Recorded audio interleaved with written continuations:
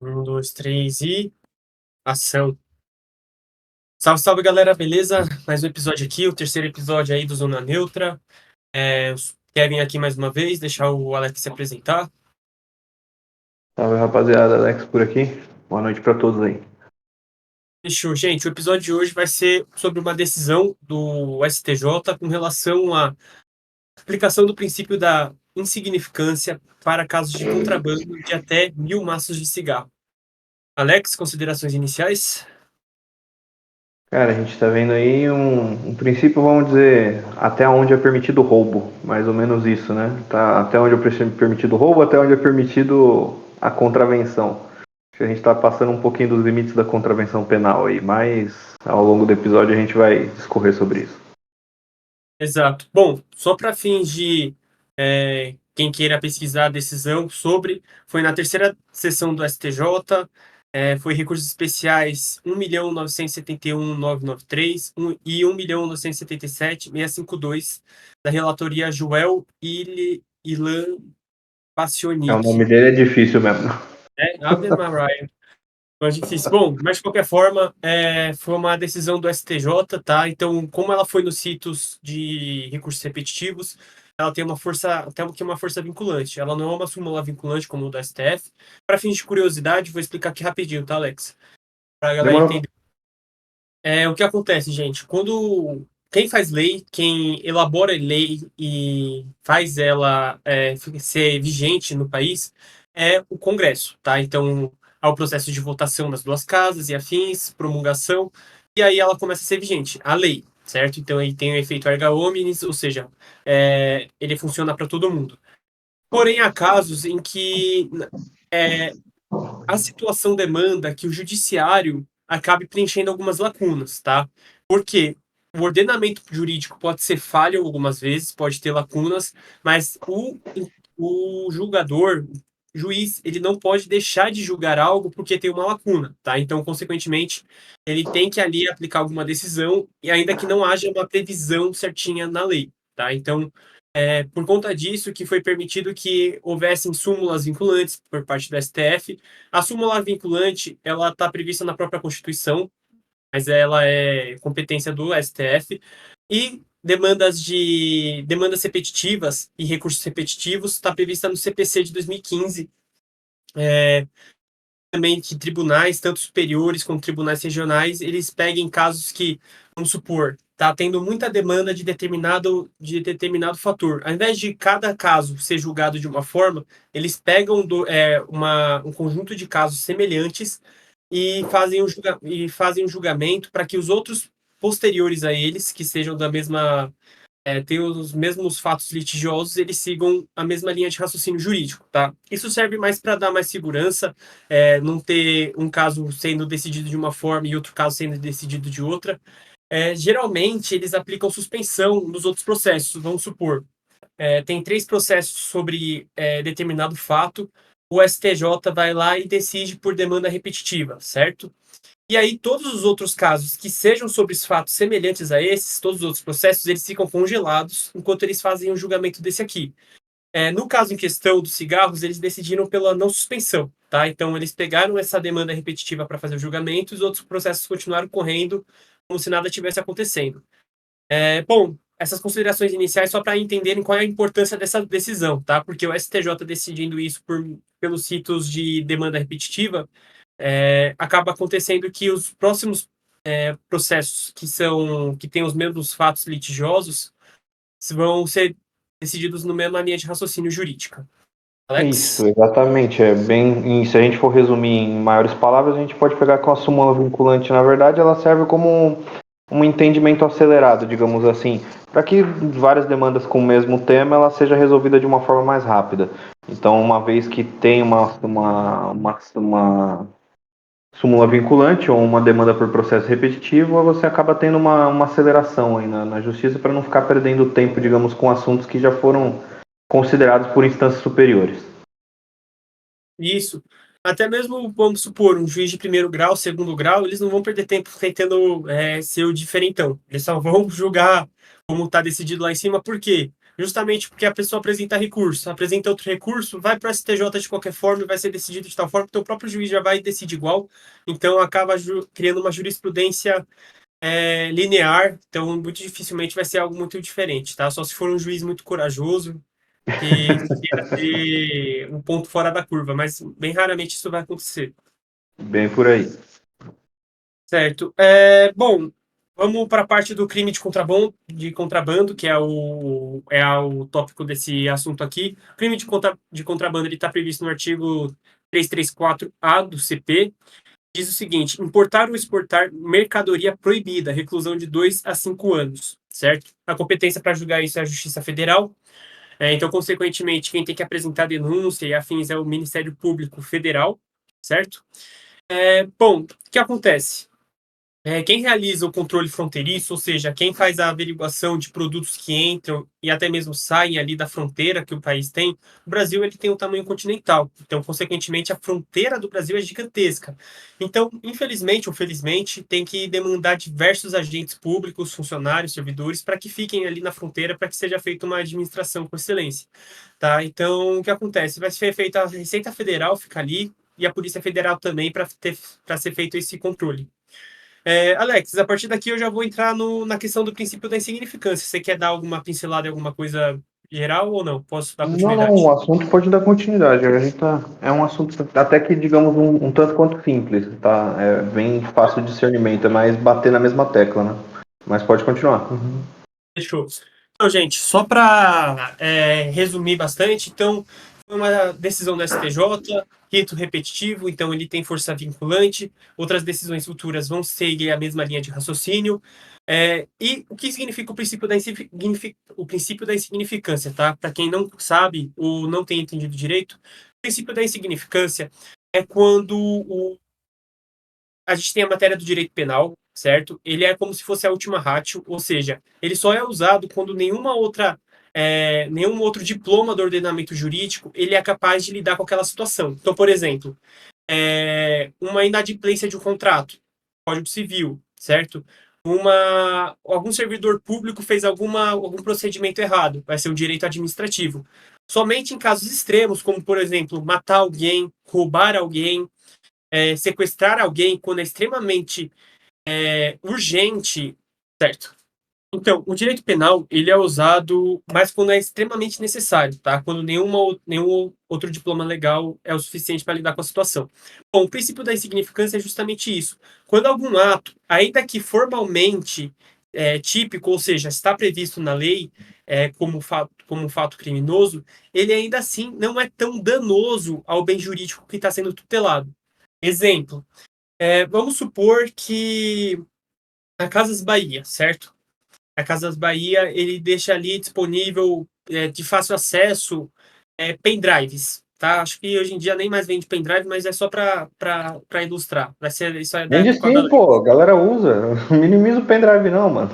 É, Mas manda, vai, vai. vamos supor, tem os pendrives ali, e aí um indivíduo vai lá, tá precisando de um pendrive, não tem dinheiro para comprar um pendrive, passa ali o pendrive de, sei nem quanto custava um pendrive, mas vou chutar aqui, R$ 20 no pendrive, e sai correndo, certo? A polícia pega ele, e aí ele acaba indo responder nas vias judiciais, criminalmente. O que acontece? Gente, R$ 20 para uma corporação como Casas Bahia é irrisório, tá? Então, a ofensa é mínima, não houve violência ou grave ameaça por parte do autor. Então, consequentemente, o juiz, ele, ainda que houve o furto, vai estar tipificado no artigo 155 do Código Penal, mas materialmente falando, o dano foi mínimo, tá? Então, consequentemente, o juiz vai pegar e vai falar, olha, é irrisório e por conta disso, o princípio da insignificância, e o autor acaba não respondendo por nada, tá? Extingue ele a própria tipicidade, ela é extinguida e, consequentemente, não há crime, tá? Ele não responde por nada. Bom, basicamente é isso. O princípio da insignificância já é, já é classificado quais são os requisitos para que seja aplicado o princípio da insignificância, tá? Mínima ofensividade da conduta, ausência de periculosidade social, reduzido grau de reprovabilidade do comportamento e inexpressiva lesão jurídica provocada, tá? Então são mais ou menos esses 4 critérios, objetivos, subjetivos, que o julgador, na hora de aplicar o princípio, vai ter que seguir ou não, tá? Só para fins de curiosidade, o tema aqui de hoje é sobre o princípio da insignificância no crime de contrabando, tá? Porém, já a decisão do STJ e do STF também para princípio da insignificância até R$ 20.000 no crime de descaminho, tá? O crime de contrabando, vocês vão ver que o próprio produto é ilegal. Então, vamos supor, é, alguma bebida que é ilegal aqui no Brasil, alguma substância química que é ilegal, quando esse produto vem para cá clandestinamente, é contrabando. Agora, vamos supor que é uma linha de cosméticos que aqui é permitido, tá? O produto é legal, porém não está devidamente tributado, não foi pego, não foi feito o recolhimento tributário dele devidamente. Ou seja, o produto é legal, mas ele entra aqui legalmente. Nesses casos, é o descaminho e já é decisão também do princípio da insignificância, nesses casos de até R$ 20.000, tá? Bom, E só para fim de entraria curiosidade, na parte dos tributos federais, né? Não te cortando aí. Entraria na parte dos tributos federais, né? Até 20 mil reais dentro dos tributos federais, que não foi tributado, que não foi regularizado e tudo mais. isso mesmo. Então, se não totalizar acima de R$ 20.000 a fins de tributos, não há nem algo start na persecução penal. Isso crime de descaminho. Contrabando a gente vai falar agora. Você tem alguma pontuação? Eu posso repetir, né? Acho que Foi mal, foi mal, fiquei pode mal sem graça. seguir. Vou dar continuidade aqui. Gente, essa decisão do contrabando com relação até 1.000 maços de cigarro, ela é bem diferente da linha que o STJ vinha adotando, tá? Para vocês terem noção, no dia 28, perdão, no dia 28/8, realmente, no dia 28/8 de 2023, teve uma decisão do STJ falando que não era cabível o princípio da insignificância, por quê? Quando a gente fala questão de contrabando de cigarros, a gente não está falando somente de uma questão econômica, de uma questão tributária, como a gente falou no caso desse caminho, é uma questão de saúde pública, né? Porque a gente está falando de uma substância, de um produto que gera dependência. Então tá sendo é, tá sendo mencionado aqui também uma questão de saúde pública, né? E também a questão da administração. Bom, de qualquer forma, ela é muito mais importante do que você simplesmente falar que não, que é, por exemplo, passando algum produto de cosmético. Ah, tá contrabandeando até 1.000 batons. Tá, no máximo que vai acontecer pode dar algum problema na pele da pessoa, mas agora quando você está falando de contrabando de cigarros, eu vejo, pelo menos no meu ponto de vista, é muito mais danoso ao bem jurídico que a gente está tratando aqui. Sim, a gente pode até ver aí que no caso a gente pode enquadrar esse pedido, que foi num pedido de revisão, né? Que foi um recurso que o STJ, no caso, negou assertivamente, ao meu ponto de ver, porque a gente pode colocar como se fosse supostamente uma parte de uma manobra aí do advogado que peticionou esse recurso, para que fosse encaixado meio que no crime de descaminho, ou um crime de contrabando entrar no descaminho, onde seria que o valor dos 1.000 cigarros não ultrapassaria os 20 mil reais em tributos federais, e então de forma que ele poderia estar isentando em certa parte, encaixando o cliente dele ali no.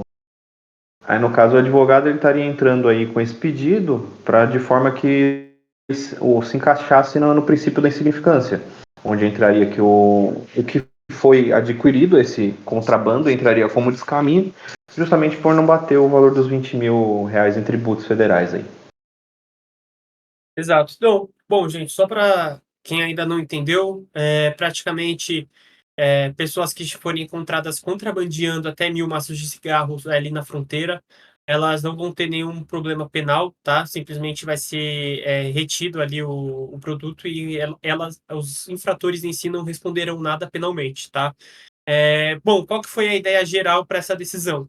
Foi a reprovabilidade mínima dessa conduta e também por conta de uma política criminal, tá? Por conta de diminuir o trabalho do Ministério Público Federal, o trabalho da Polícia Federal, até mesmo dos julgadores, diminuir o trabalho deles, desses casos pequenos, para que eles consigam focar em casos, em crimes maiores, porque às vezes é encontrado nas fronteiras a entrada de drogas em quantidades gigantescas. Então, para meio que diminuir a demanda deles em casos de pouca importância, pouco danosos, e eles começarem a focar, tá? Esse foi mais ou menos o embasamento geral e inicial para que desse início em toda essa decisão.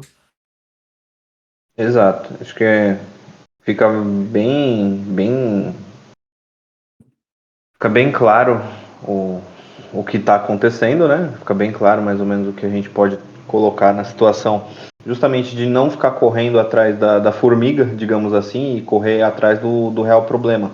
Não ficar demandando tanto recurso para pegar casos simples. Não que eles não sejam punidos ou que não vai ter algum tipo de contravenção, até porque se um caso desse de contrabando, digamos assim, de até 1.000 maços de cigarro, ele já for reincidente, é óbvio que ele vai ter alguma sanção.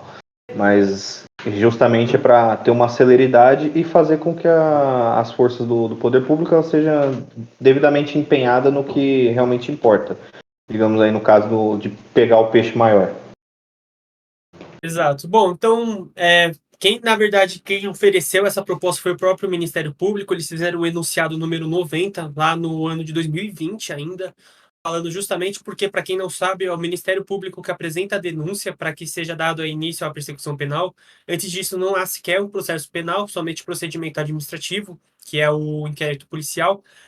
Então, praticamente, o próprio Ministério Público vendo ali que são até 1.000 maços de cigarro, vamos supor, tem 900 maços de cigarro, eles não sequer apresentariam a denúncia, né, porque sabe que vai ser aplicado o princípio da insignificância, então meio que já encurta todo o procedimento e tem menos trabalho ali para eles. Bom, o que acontece? Eu peguei alguns dados só para a galera estar mais ou menos ciente do que está se tratando, tá? Qual que é o problema, Tranquilo. antes disso, da questão de saúde pública, tá? Quando a gente fala de cigarro contrabandeado, quer dizer que é um cigarro ilegal.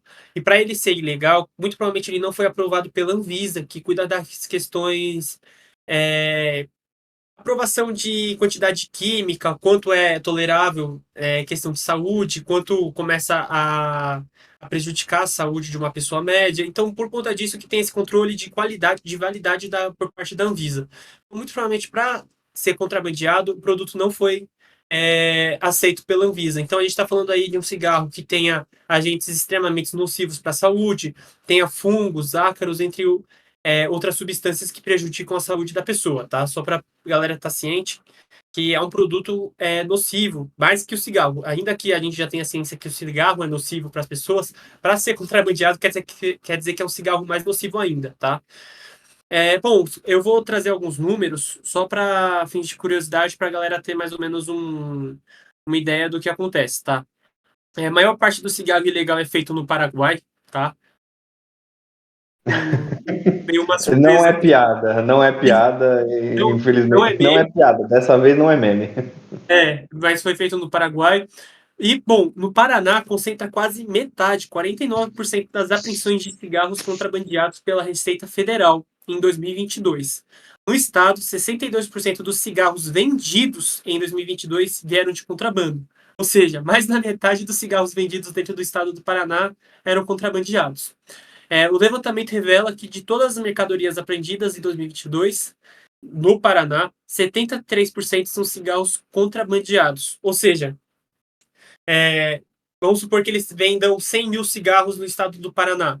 62 mil cigarros são somente contrabandeados. E dos produtos, caso sejam apreendidos 100 mil produtos contrabandeados, a gente está falando que 73 mil deles vão ser somente cigarros contrabandeados. Só para vocês terem uma ideia da quantidade de cigarros que a gente está falando, cigarros que não foram aprovados pela Anvisa, tá? Vale dizer. É, Você pega pouquinho esse número, né? Você pega é, até nas pesquisas, se você for olhar, não sei, acho que provavelmente você ia jogar esse dado para frente, mas vai pegar esse tipo de cigarro que é contrabandeado, ele tem o dobro de toxinas. Estudos mostram que já foram encontrados insetos, restos de exato, fezes exato. de animais, a parte de filtragem que normalmente tem no cigarro que é verificado pela Anvisa, ele não possui a mesma capacidade de filtragem, então você tem de 100 a cada 100 mil, 73 mil são contrabandeados e nessas condições deploráveis. Então o cigarro por si só ele já faz mal. O contrabandeado, então, que já dá para ter uma noção da onde vai parar essa questão de saúde pública, né? Exato. Bom, então, só para finalizar a questão de números, foi feito ali, de acordo com a Receita Federal, de janeiro de 2023 a setembro de 2023, foram recolhidos 58,4 milhões de maços de cigarros contrabandeados. Até o momento já é na casa dos bilhões de reais, que diminui a questão da receita, no sentido de quando é contrabandeado, consequentemente não vai ter recolhimento de tributos e afins, então isso acaba dando até mesmo prejuízo nas questões dos cofres públicos, tá? Então aí é um prejuízo na casa dos bilhões de reais. Certo? É, Bom, então. Pode falar pode alguma coisa? continuar. Não, eu vou. Pode Falar terminar. também. Prossegue aí, mano. Sim, senhora. Então, de acordo com o MPF, o Ministério Público, os casos em até 1.000 maços de cigarro, eles são maiores em quantidade, tem mais casos assim do que os casos grandes. Porém, quando você pega a quantidade de cigarros total bruto desses casos menores, eles são consideravelmente menor do que a quantidade de cigarros. Ou seja, o que eu quero dizer com isso? São números tirados da minha cabeça, tá, gente? Mas é só para uma proporção para a galera entender. Vamos supor que 500 pessoas façam esse contrabando de até 1.000 maços de cigarro, certo? Ou seja, cada uma tem ali 999 cigarros no bolso. Isso 500 pessoas. Em contrapartida, a gente vai ter somente 10 pessoas contrabandeando 1 milhão de maços de cigarros cada uma. Ou seja, na ponta do lápis, ainda que aqui tenham 500 pessoas com 999 cigarros cada uma no bolso, a gente está falando que 10 pessoas vão ter 1 milhão de maços de cigarros sendo contrabandeados. Tá? Então, é isso que o MPF está falando. Ainda que tenham mais casos aqui, quando a gente pega o total bruto de cigarro sendo contrabandeado, que é o que realmente importa, aqui vai estar bem maior, tá? Então, consequentemente, eles querem focar nesses casos aqui, ao invés de ficar pegando cada um desses 500 que tem maço de cigarro no bolso. Sim, aí a gente acaba gerando outro empecilho, né? Já vou entrar nesse assunto. Quando a gente foi pesquisar bastante sobre esse assunto, justamente para falar para vocês, a gente vê bastante fórum, tudo mais, jornalistas discutindo e assemelhando essa situação com o quê? Eu acho que o Kevin vai lembrar. Em 2021, nos Estados Unidos, a gente teve na Califórnia a lei do shoplifting, digamos assim, o roubo das lojas, aplicando o princípio da insignificância para o caso de roubo. Até $950 deixou de ser considerado roubo e começou a ser considerado furto, justamente porque foi numa tentativa mais ou menos da mesma pegada de um crime de menor potencial ofensivo, aonde eles queriam justamente definir um controle. Para quê? Para que vamos fazer que a gente vai correr o quê? Da mesma forma do crime do contrabando dos maços de cigarro. Vamos correr atrás do peixe grande e vamos dar um pouco menos de atenção para o peixe pequeno. Foi assertivo? Olha, em 2021 a gente teve na Califórnia um aumento de 81% em crimes contra lojas, seja de conveniência, loja de sapato, de roupa, lojas em geral. O crime de shoplifting aumentou 81% só no ano em que foi aprovada essa legislação para que fosse colocada com menor potencial ofensivo. Então a gente já tem mais ou menos um parâmetro aí do que pode acontecer, que começou a criar gangues e tudo mais, porque a partir do momento que ele deixou de ser enquadrado como roubo e entrou como furto, entrou como furto, sendo que a pena máxima seria de até 6 meses de detenção ou até uma multa de $1.000. Aconteceu o quê? Acabou criando estímulo. Gangues que roubavam justamente de $950 para menos e só seriam penalizadas com a multa ou com a detenção de 6 meses se fossem pegas. Então você criou na Califórnia o que acabou tentando sair com uma boa intenção para que o poder público e os recursos fossem gastos no local onde demandaria mais esforço, acabou gerando um incentivo negativo. E aí a gente já viu o resultado, né? Que até hoje a Califórnia luta para diminuir esses níveis de roubo no shoplifting. Perfeito. Inclusive foi justamente essa uma decisão, o debate, na verdade, entre os ministros, né? Não foi um consenso unânime na hora da decisão, como, mais uma vez, tá, gente? Igual a decisão do STF do primeiro episódio. É um órgão colegiado, então a gente está falando aí que são, se eu não me engano, eu acho que como são casos, demandas repetitivas, são pelo menos uns 9 ou 7 que fazem o julgamento, tá? Então não é um ministro só do STJ que faz o julgamento, são vários. Então não foi unânime, tá? Teve ali um desacordo entre eles e praticamente o que que foi? Foi um debate entre a política criminal em face da lesividade ao bem jurídico, tá? Então, o que acontece? Quem estava defendendo que devia ser aplicado o princípio da insignificância estava falando assim: olha, até tem uma certa adesividade, mas o que adianta a gente continuar prendendo esse tipo de pessoas e deixando o peixe maior, como o Alex falou, o peixe maior escapar? Então, infelizmente, por questão social, econômica, e o Brasil está atualmente, falta de agentes, não vai conseguir contratar mais pessoas para conseguir cobrir a fronteira inteira, ter cada um o devido processo legal. Porque, gente, quando a gente fala do direito ao devido processo legal, demanda um esforço, demanda pessoas para conseguir acontecer esse processo. Então, se você pega cada um desses casos, como eu falei, a gente está falando de 58,4 milhões de maços de cigarros apreendidos somente no estado de Paraná no ano de 2023, entendeu? Então, quando a gente pega esses números, é gritante, entendeu? Fica até utópico você pensar que o ordenamento jurídico, os servidores, todo mundo vai conseguir dar conta de tudo, de tudo, né? Então, essa foi a linha de raciocínio de quem defendeu a aplicação do princípio da insignificância. Aplicar uma política criminal, para quem não conhece, política criminal é quando você dá meio que uma sambadinha, um contorcionismo ali para não fazer, não desrespeitar a lei, mas acabar aceitando algumas coisas só para fins de conveniência, tá? Praticamente é isso.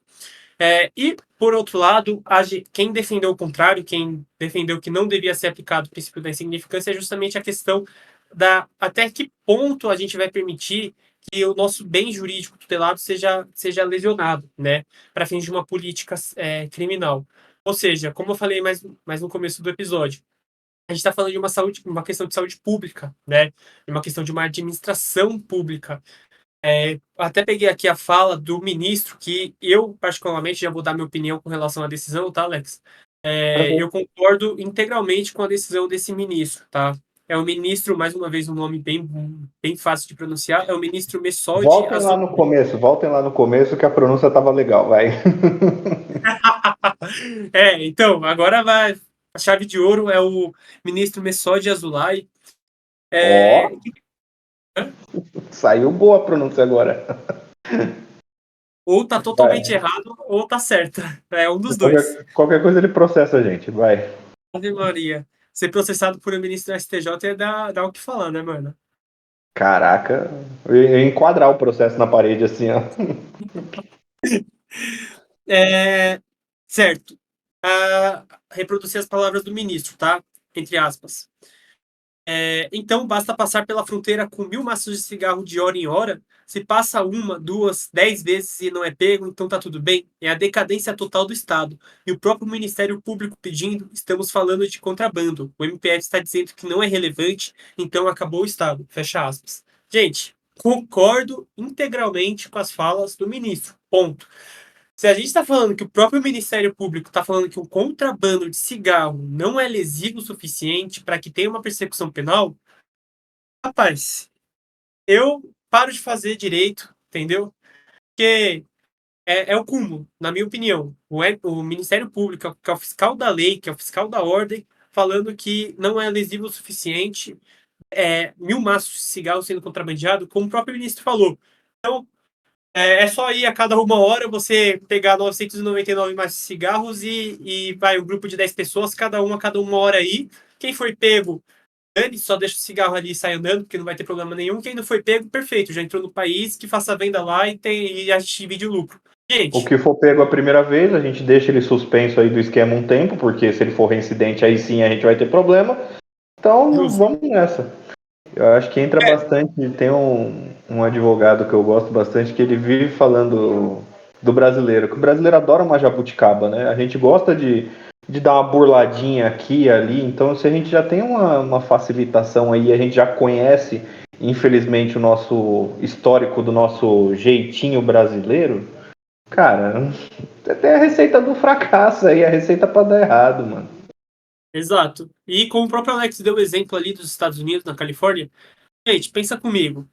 Não é tanto, né? A justificativa do Ministério Público é justamente que quando a gente pega o total bruto de cigarros desses menores com relação ao total bruto de cigarros que são em maior quantidade, é consideravelmente menor. Mas aí você pensa, o traficante que tá traficando milhões, meu, ele tá ganhando um puta dinheiro.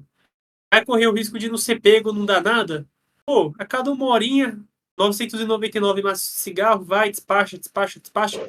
Como o Alex falou, se na Califórnia o número de crimes de furto de até tantos dólares começou a aumentar 80%, meu, é uma questão lógica, tá? É uma conta de um mais um é dois, de que vai acontecer a mesma coisa. Pode ter certeza que o tráfico de até 1.000 maços de cigarro vai aumentar drasticamente. Não precisa ser nenhum gênio.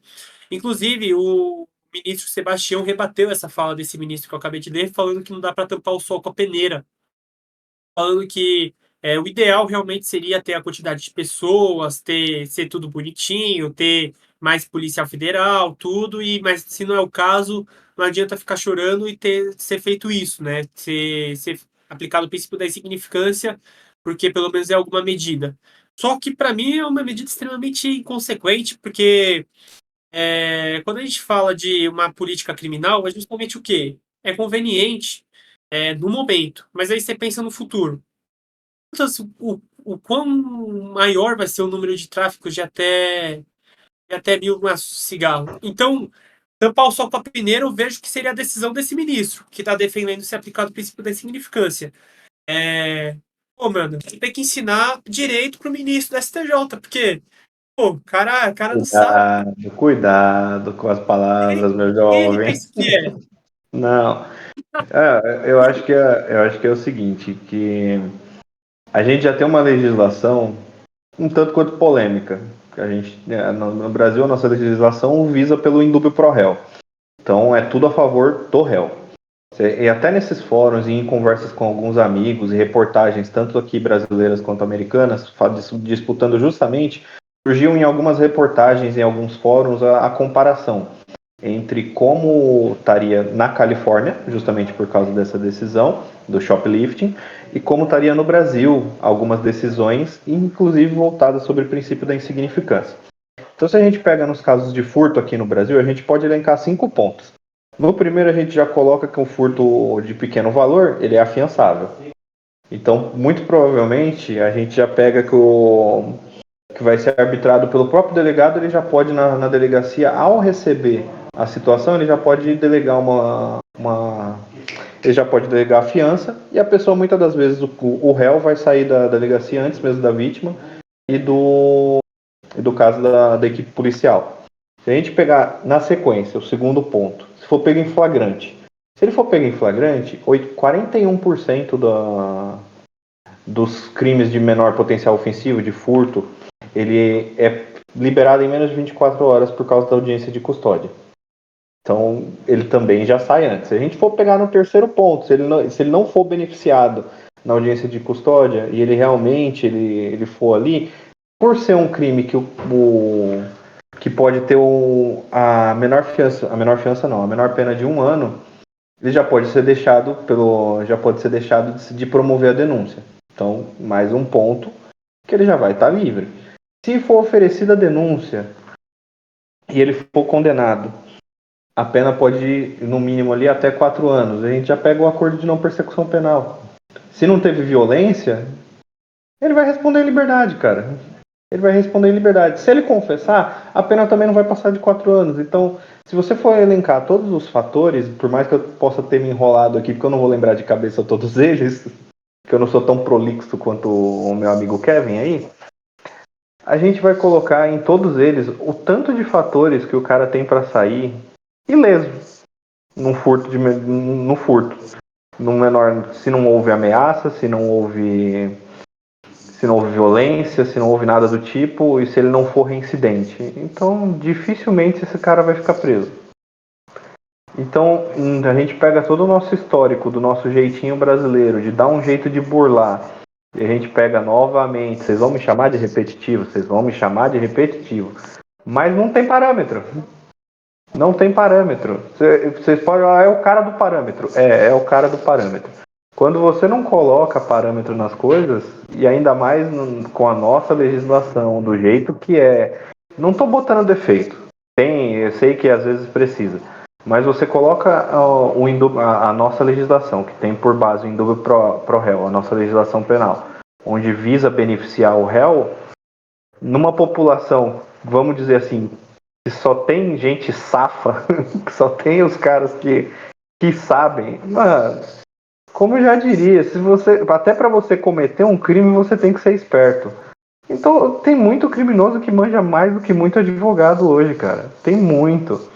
Então você pega uma legislação tanto quanto frágil, com algumas lacunas, como a gente vê, algumas que infelizmente não são algumas, são diversas, você acaba facilitando isso. Infelizmente, a único cenário que molda pra gente é que vai abrir uma brecha e vai criar um incentivo da outra ponta.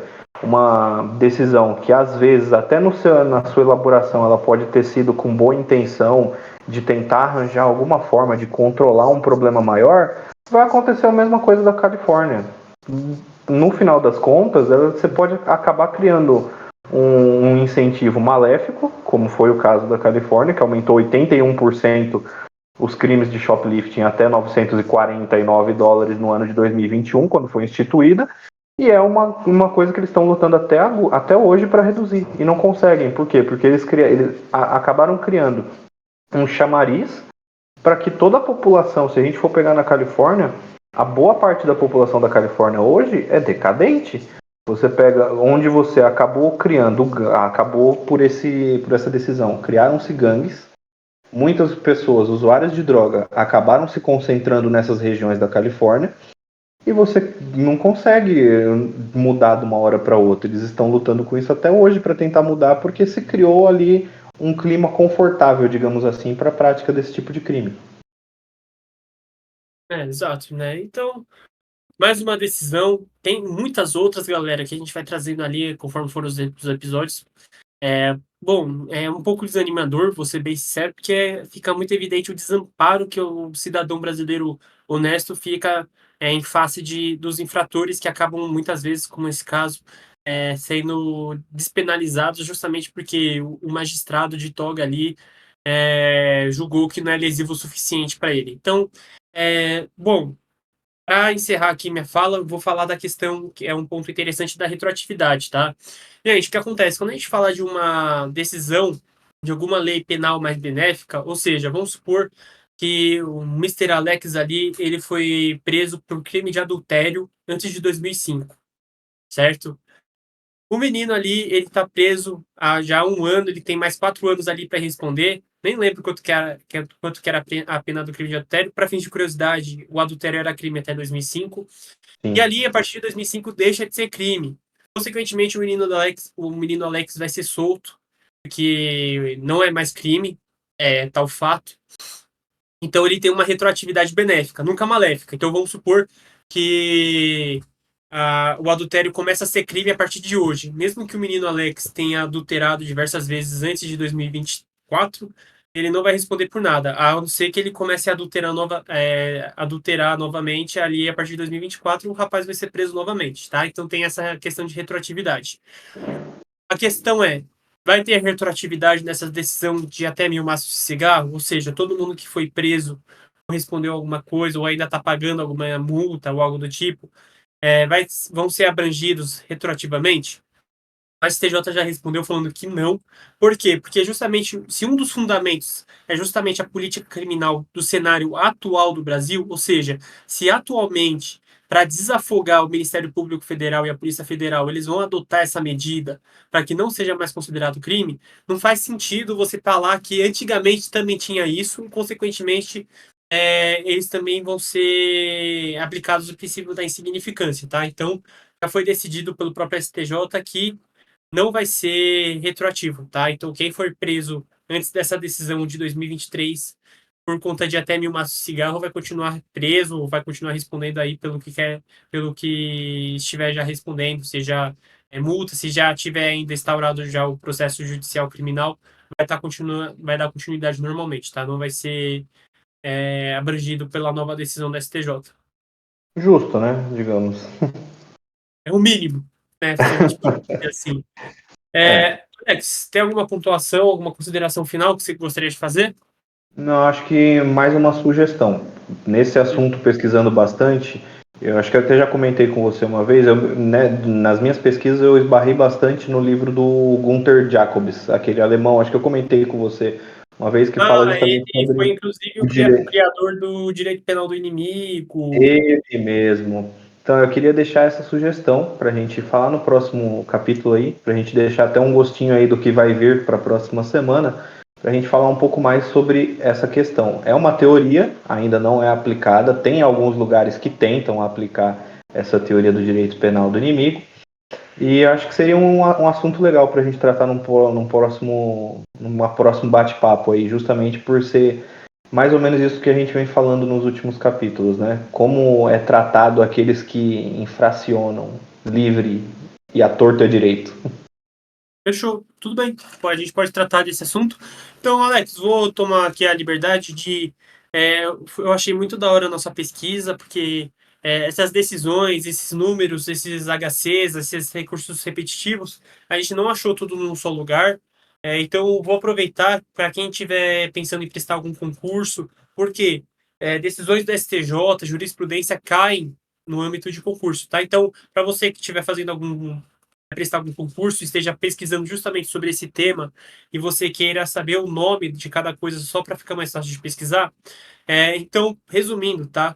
Essa decisão do maço de cigarro do princípio da insignificância até 1.000 maços de cigarro foi a terceira sessão da STJ, recursos especiais 1.971.993 e 1.977.652, ministro Joel William Parciornik, é, com relação à aplicação do princípio da insignificância para o crime de descaminho, tá? Foi uma decisão tanto do STF quanto do STJ, foi o RESP 1112748 Tocantins e o RESP 170.902.9 Minas Gerais, tá? Vocês vão ver, quem for pesquisar, o primeiro RESP de Tocantins, o STJ tinha arbitrado que só era até R$ 10.000, mas posteriormente no de Minas Gerais, que veio depois disso, eles já aceitaram que seria R$ 20.000, tá? E também com relação ao isso tudo, gente, que eu tô falando dos recursos especiais de demandas repetitivas, esses números, eu vou fazer questão de colocar na descrição, mais uma vez, tá? Muito provavelmente, galera que não é da área do direito não tá entendendo nada, ou tá achando chato, ou não tá nem mais assistindo essa parte, mas é só para realmente quem é da área, quem vai prestar algum concurso, ou queira informação para pesquisar, vai montar sua própria tese. Eu vou deixar todos esses números na descrição, tá? Pra galera que quiser consultar. Bom, para mim é Sim, só isso. acho que também qualquer dúvida que possa aparecer aí, pode deixar nos comentários, a gente responde, a gente lê cada um deles e vamos dar sempre atenção aí. Surgiram temas também, por mais que a gente já tenha meio que decidido o da próxima semana, mas surgiram temas, a gente gosta bastante de debater, de conversar sobre o assunto, então sempre que tiver uma dúvida, ou, pô, não tô entendendo, tenta ser um pouco menos juridiquês aí, manda sua opinião, a gente vai sempre acatar o que for melhor para a maioria aí. Isso. E também, caso alguém que esteja ouvindo e não tenha. A gente falou alguma coisa errada, a gente falou algum número errado, algum número que foi equivocado, ou até mesmo a gente não falou a totalidade das informações que pode induzir quem está ouvindo a gente a erro. Fica à vontade para entrar em contato. A gente, caso a pessoa queira, ela pode participar do episódio, a gente conversa, não tem problema nenhum, tá, gente? Fica à vontade. Tamo together, aqui é a zona neutra. E é isso. Bom, vou finalizar o episódio. Fechou, Alex? Tranquilo, mano. Falou, uma boa noite, uma boa semana para todos aí e até o próximo encontro. Até o próximo, gente. Fiquem saudáveis, não beba. Se beber, não dirija. Se dirigir, beba. Não. Se É, beber e dirigir, chama um advogado. e não compre cigarros contrabandeados, porque eles são ruins para a saúde. Exatamente. Falou É a isso, caveira gente. do He-Man. Falou e tchau. Porque não fez sentido, porque. Tchau. Porque eu tentei fazer um negócio legal de cobrir a câmera, só que como você não cobriu, ficou só a minha coberta. Então, Ah, mas não foi combinado, não sabia, pô.